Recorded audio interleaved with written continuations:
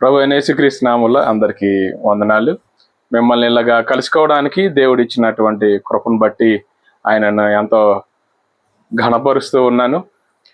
ఈరోజు మనం నిత్యము ఆయన స్తుతించడానికి, ఆయన నామాన్ని ఘనపరచడానికి దేవుడు ఇచ్చిన కృపను బట్టి మనం ఎంతో ఆయనకి రుణస్థులుగా ఉన్నాం.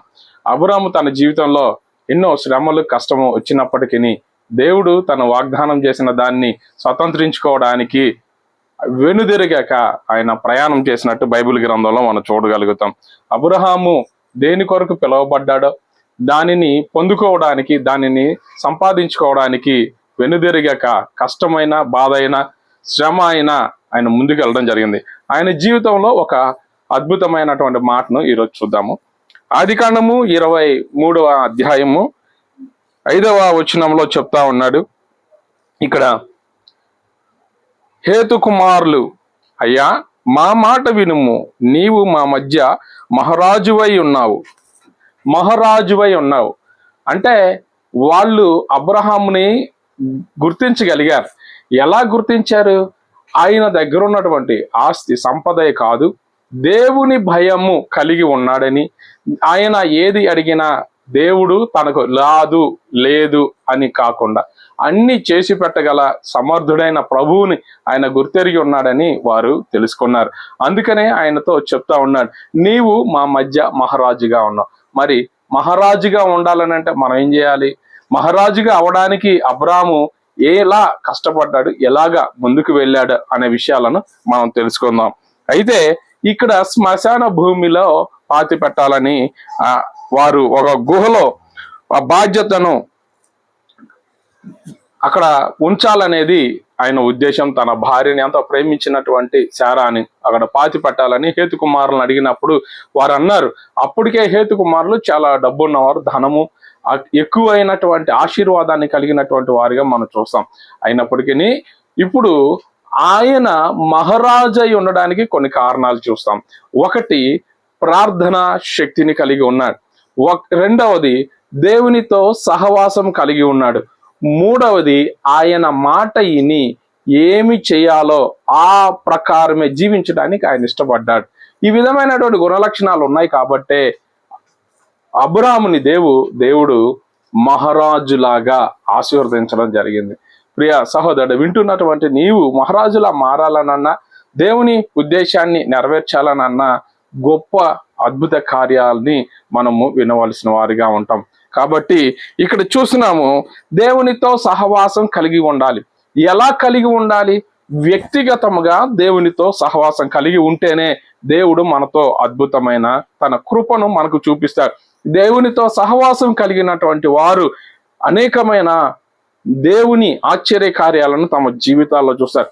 దేవునితో సహవాసం కలిగి ఉండడం అంటే ఎలాగా అని మనం చూస్తే, దేవునితో సహవాసం చేయాలని అంటే బైబిల్ని ధ్యానం చేయాలి. అలాగే దేవుడు ఏమని బోధిస్తున్నాడో ఆయన ఆజ్ఞలు, ఆయన కట్టడలను అనుసరించి జీవించే వారిగా ఉండాలి. ఈ రోజుల్లో చాలా మంది లేచిన దగ్గర నుండి కూడా ఆయన కృప కొరకు కనిపెట్టేవారు ఎవరు లేరు. బైబిల్ చూసేవారు లేరు, చదివేవారు లేరు, ప్రార్థన చేసేవారు లేరు. ఎప్పుడు చూసినా సరే ఫోను. ఈ పక్కన ఎవరున్నా లేకపోయినా ముఖ్యంగా ఫోన్ ఉంటే వారి జీవితం జరిగిపోతుందని ఆశపడేవారే కానీ దేవుని ఉద్దేశాన్ని నెరవేర్చుదాము, ఆయన స్వరాన్ని విందాము, ఆయన కనిపెట్టి జీవిద్దాము అని అనుకునేవారు ఉండరు. నాకు ఒక స్నేహితుడు ఉన్నాడు. ఆయన రోజు నాతో మాట్లాడుతూ ఉంటారు. నేను ఎలాగైతే ఫోన్లో చాట్ చెప్పినప్పుడు నాతో కూడా చాట్ చేస్తాను. అతనికి ఉన్నటువంటి సమస్యను నాకు చెప్పినప్పుడు నేను ఆయనకు సమస్యల నుండి ఎలాగ బయటికి రావాలి అని నేను చెప్పినప్పుడు వాటిని బట్టి ఆయన అనుసరించడం జరిగినప్పుడు ఆయనలోనున్నటువంటి కొన్ని దురాత్మలు బయటికి వెళ్ళిపోయాయని నాకు ఆయన టెస్టిమనీగా చెప్పడం జరిగింది. కాబట్టి మనము దేవునితో సహవాసం చేయాలనంటే మనలో ఉన్నటువంటి పాపం, మనలో ఉన్నటువంటి అవిధేయతలు, మనలో ఉన్నటువంటి దేవునికి విరోధ కార్యాలు ఏవైతే ఉన్నాయో వాటి నుండి మనము బయటికి రావాలి. వాటి నుండి బయటికి రావాలని అంటే దేవుని మార్గాన్ని అనుసరించినప్పుడే మనం వాటిని జయించగలుగుతాం. అందుకని ప్రభు అన్నాడు, ఈ లోకంలో ఉన్నవాని కంటే నాలో ఉన్నవాడు గొప్పవాడు అని చెప్పబడతా ఉంది. గొప్పవాడిగా మనం మారాలంటే దేహమును దేవుని ఆలయంగా మలుచుకోవాలి. ఆయన ఉద్దేశాన్ని నెరవేర్చేవారిగా ఉండాలి. దేవుని కొరకు మనము ఆయన ఏమైతే మనకు అనుగ్రహించాడో వాటన్నిటిని నెరవేర్చినప్పుడు ఖచ్చితంగా దేవుడు మన పట్ల నూతన కార్యాన్ని జరిగిస్తాడు. ఈ జీవితంలో మనము ఎక్కువగా ఆయన కృపను బట్టి మనం జీవించేవారుగా ఉన్నాం. ఆయన కృప లేనిదే మనం బ్రతకలేం. ఆయన కృప జీవము కంటే ఉత్తమమైనది.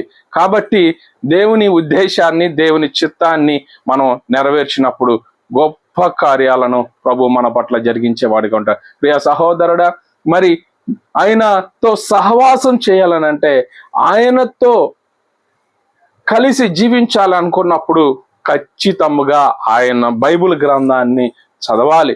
రోజు చదివితే బైబిల్ ద్వారా ప్రభు మనతో మాట్లాడతారు. బైబిల్ ద్వారా ప్రభువు ఆయన ఉద్దేశం ఏంటి, ఆయన చిత్తం ఏంటి మనకు చెప్పినప్పుడు ఖచ్చితంగా మనము ఆయన కొరకు జీవించే వారిగా ఉంటాం.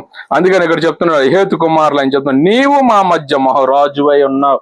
అంటే ఆయన వచ్చిన దగ్గర నుండి కూడా అబ్రహాము తన రెండవ విషయంలో ఆయన ఏం చేస్తున్నాడంటే ప్రార్థన కలిగి ఉన్నాడు.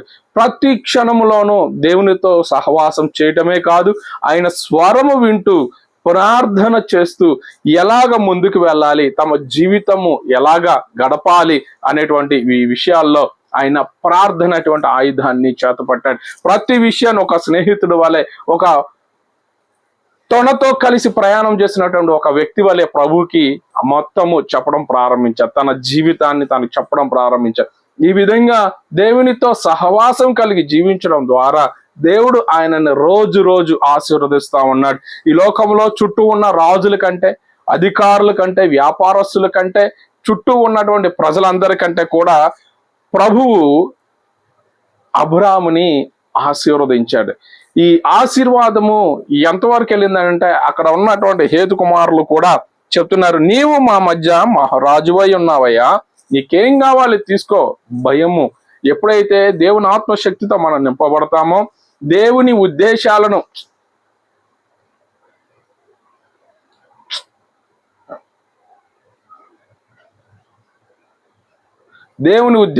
మనము నెరవేర్చే వారిగా ఉంటామో ఖచ్చితంగా ప్రభువు గురించినటువంటి భయము వారితో ఉంటాయి.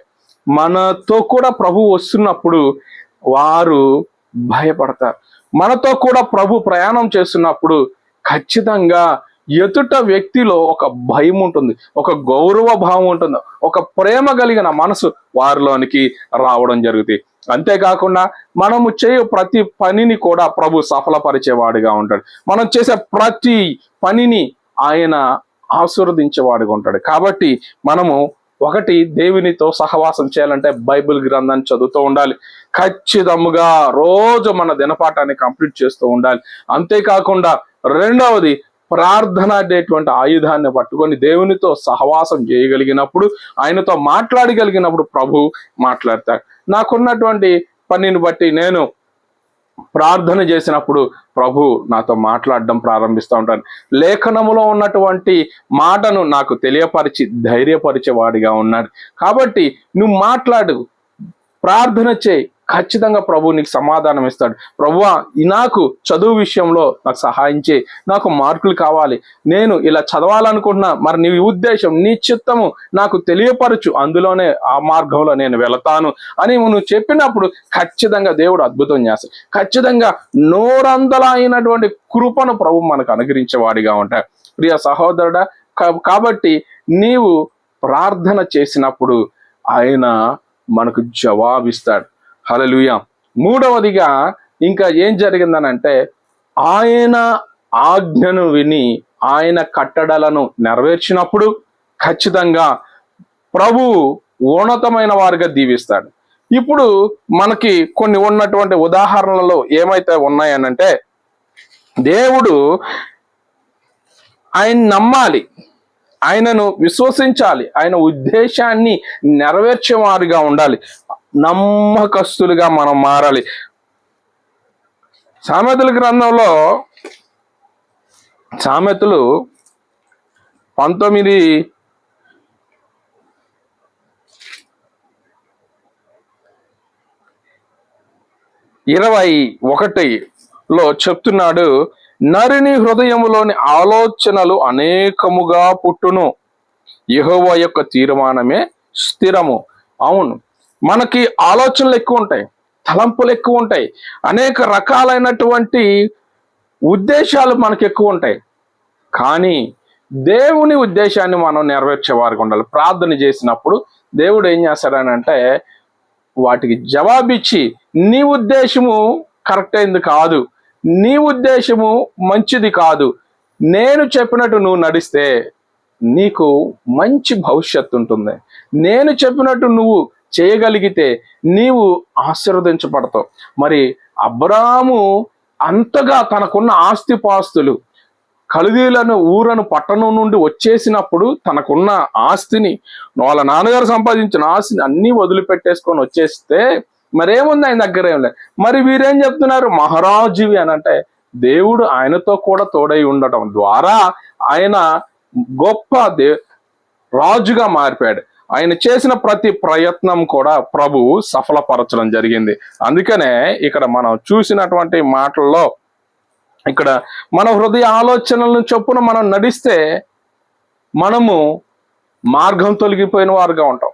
అదే దేవుని ఉద్దేశాన్ని తెలుసుకొని ఆయన ఉద్దేశం చొప్పున మనం నడిస్తే ఖచ్చితంగా గొప్ప ఆశీర్వాదాన్ని మనం స్వతంత్రించుకోగలుగుతాం. ప్రియ సహోదరుడా, సహోదరి, మనము ఈ 3 విషయాల్లో జాగ్రత్తగా దేవునితో సహవాసం చేస్తూ, బైబిల్ చదువుతూ, ప్రార్థన చేస్తూ, అనేకుల పక్షం విజ్ఞాపన చేస్తూ, అలాగే ఈ లోక సంప్రదాయాలను మనం విడిచిపెట్టి దేవునికి కొరకు జీవించగలిగినట్లయితే దేవుడు గొప్ప ఆశ్చర్య కార్యాన్ని జరిగిస్తాడు.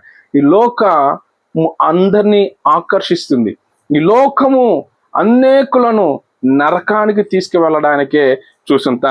యేసయ్య ప్లాను నీకు పరలోకం ఇవ్వాలని, అదే అపవాది అయినటువంటి త్రోయబడిన వాడి యొక్క ప్లాను నిన్ను నరకానికి తీసుకువెళ్ళాలని వాని యొక్క ఆశ, ఆలోచన ఉంది. కాబట్టి ప్రియ సహోదరుడా, నీ హృదయ ఆలోచన, నీ తలంపును బట్టి నువ్వు నడవక దేవుని ఆలోచన, దేవుని తలంపును బట్టి నువ్వు నడవగలిగితే దేవుడు గొప్ప అద్భుత కార్యం చేస్తాడు. నీవు ఒక గొప్ప మహారాజులాగా ప్రభు మారుస్తాడు. ఈ లోకంలో సమస్యలతో బాధపడతాము, అనేక రకాలైనటువంటి వ్యాధి బాధలతో బాధపడుతూ ఉంటాం. కానీ ఎప్పుడైతే దేవునితో సహవాసం చేయడం ప్రారంభించావు, దేవునితో నడవటం ప్రారంభించావు, ఆయన స్వరాన్ని వినడం ప్రారంభించావు, నీలో ఒక గొప్ప మార్పును చూస్తా, నీలో గొప్ప నెమ్మదికి నువ్వు చూడగలుగుతావు, నీ ప్రేమ గలవాడిగా మారుతావు, ఆత్మీయత గలవాడిగా మారుతావు. ఎప్పుడైతే పరిశుద్ధాత్మ శక్తి చేత నువ్వు నింపబడగలిగి దేవుని కొరకు చూస్తుంటే నీ ఆత్మీయ నేత్రాలు తెరవబడి ప్రభు ఎవరో నువ్వు చూడగలుగుతావు. నీ నేత్రాలతో కాకుండా ఆత్మీయ నేత్రాలతో నీవు ప్రభుని చూడగలుగుతావు. కాబట్టి మనము దేవుని ఉద్దేశాన్ని నెరవేర్చాలనంటే విశ్వాసము కలిగి ఉండాలి. విశ్వాసంలో స్థిరత్వం కావాలి. విశ్వాసము లేకపోతే మన భక్తి జీవితం వ్యర్థమవుతుంది. ప్రభువును పిలిచినప్పుడు అబ్రహాము దేవుని మీద విశ్వాసముతో ఈ లోకము ఉన్న బంధు ప్రేమ, స్నేహితుల ప్రేమ అన్నిటినీ విడిచి దేవుడు అబ్రహాము ముందుకు రావడం జరిగింది. కాబట్టి ఏం చేయాలనంటే, నీవు ఉన్నతమైన పిలుపు కొరకు పిలువబడిన మనము దేవునితో సహవాసం చేయాలి, ప్రార్థన చేయాలి. అలాగే ఈ లోకములో ఉన్నటువంటి ఆచారాలను విడిచిపెట్టి దేవుని దగ్గరకు వచ్చినప్పుడు, ఆయన మాట చొప్పున నడిచినప్పుడు ఖచ్చితంగా మనము మహారాజులాగా ప్రభు మనలను మార్చేస్తాడు. మనం చేసే ప్రతి పని సఫలపరుస్తాడు. కాబట్టి నీలో కొన్ని కొదువై ఉన్నాయి అని ప్రభు చెప్పినప్పుడు మనము వాటిని మార్చుకోవాలి. మనలో మన భక్తి విషయంలోనే కానీ, దేవుణ్ణి ప్రేమించుట విషయంలోనే కానివ్వండి, విశ్వాసము కలిగి ఉండుట విషయంలోనే కానివ్వండి, దేవునితో సహవాసం చేసే విషయంలోనే కానివ్వండి, మనము ఖచ్చితంగా నమ్మకమైన వారిగా ఉండాలి, దేవుని కొరకు జీవించే వారిగా ఉండాలి. అందుకనే కొలసీలు రాసినటువంటి పత్రిక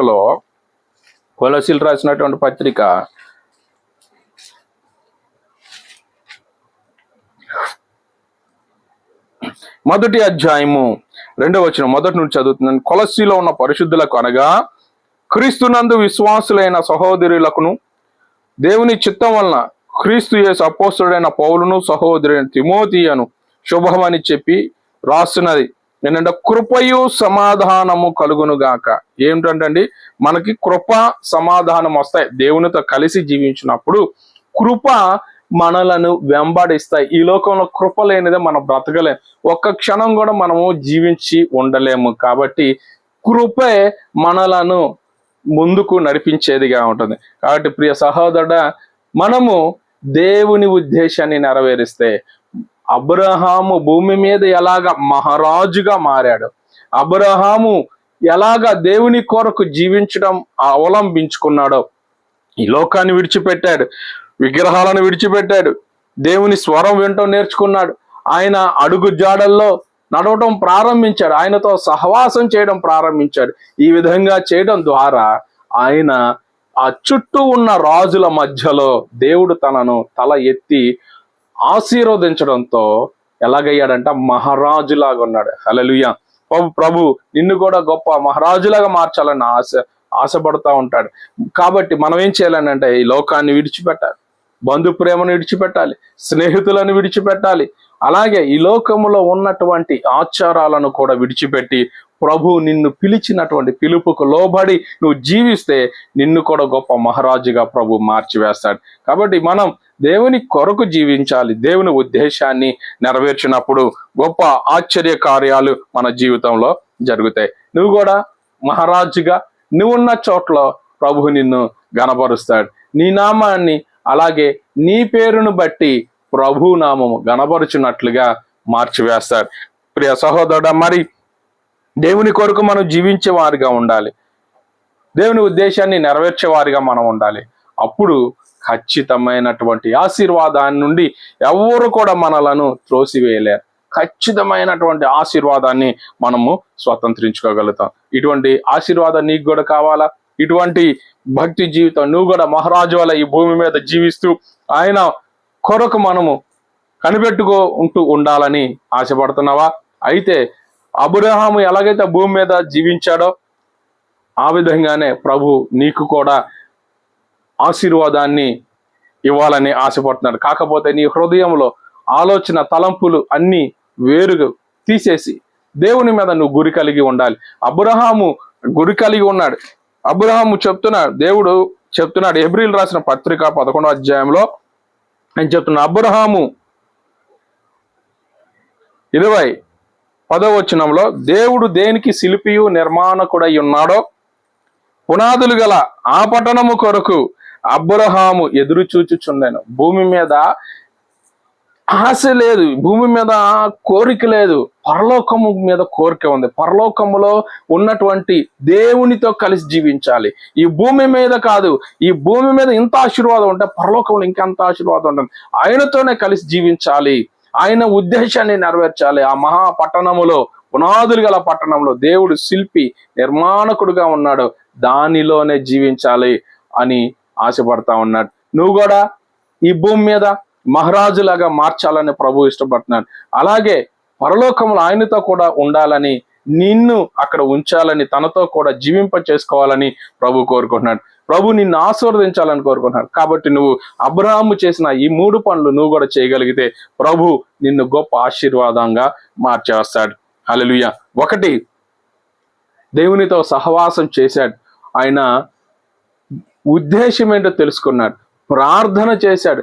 ఈ లోకాన్ని, బంధువులను, స్నేహితులను, ఆస్తి అన్నిటిని విడిచిపెట్టేసి ప్రభు చెప్పినటువంటి మాటకు లోబడి రావటంతో ఆయన చుట్టూ ఉన్నటువంటి అన్య జనుల మధ్యలో ఆయన గొప్పవాడిగా మారిపోయాడు, మహారాజుగా మారాడు. కాబట్టి ప్రియ సహోదరుడా, ప్రభు నిన్ను కూడా మహారాజుగా మార్చాలని ఆశపడతా ఉన్నాడు. మరి నువ్వు కూడా మహారాజుగా ఈ భూమి మీద జీవిస్తూ ఆయన నామాన్ని గణపరుస్తావా?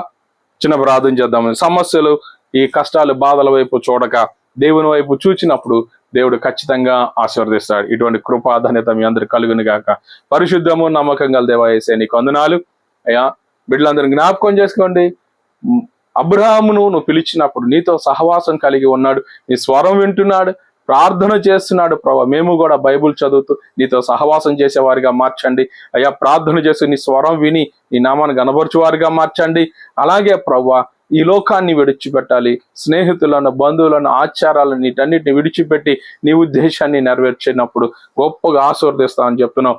ప్రభువా, మేమన్నీ వీటన్నిటి నుండి విడుదల పొంది నీ నామాన్ని గణపరచువారుగా చేయండి. నీ మాటను నెరవేర్చేవారిగా, నీ ఉద్దేశం, నీ చిత్తాన్ని నెరవేర్చేవారిగా మమ్మల్ని మార్చమని, కృపదయిచ్చేయమని, అబ్రాహామును దీవించినట్టుగా మమ్ములు కూడా ఇహమందును పరమందును దీవించి ఆశీర్వదించమని యేసు పరిశుద్ధ నామములో అడుగుచున్నాం తండ్రి. ఆమేన్. ఆమేన్. ప్రభు యేసుక్రీస్తు నామములో అందరికీ వందనాలు. ప్రభు మిమ్మల్ని మహారాజుగా ఆశీర్వదించును గాక. God bless you.